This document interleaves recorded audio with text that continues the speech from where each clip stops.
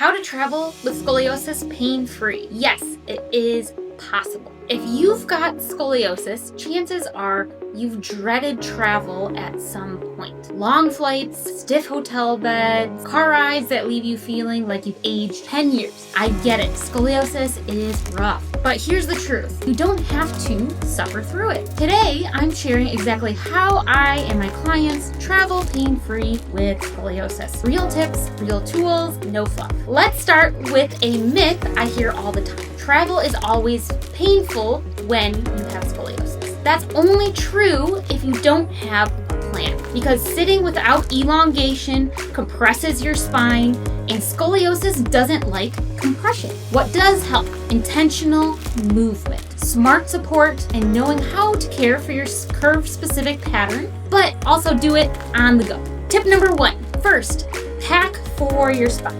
Your suitcase isn't just for clothes, it should be your scoliosis toolbox. I never travel without a lumbar pillow, 2 Schroth bean bags, a TheraBand, and a plan. Those small items make a massive difference when it comes to staying mobile and being comfortable while traveling. Tip number 2, sit smart. Posture alone isn't enough. You need to actively elongate. Every 30 to 60 minutes, I inhale deeply, expansion breathing, grow tall, elongate, and even when you're sitting, you can push down into a chair or the handrests of the plain chair and elongate that spine. A little bit goes a long way. If you're driving, you can treat rest stops as a little tiny physical therapy break. So you get out of the car, you're gonna do some elongation exercises like the prone over feet exercise where you're standing at a 90-degree angle. Use your car, use a picnic table, whatever you may need. In addition to that prone over feet exercise, you can do some things to keep your blood flowing and everything moving. That includes side steps, squats, and then finish with another Schroth exercise like the Schroth walk. Arms out to the side, one foot in front of the other. Breathe in, expand your rib cage, go up on the toes. Breathe out, go back down.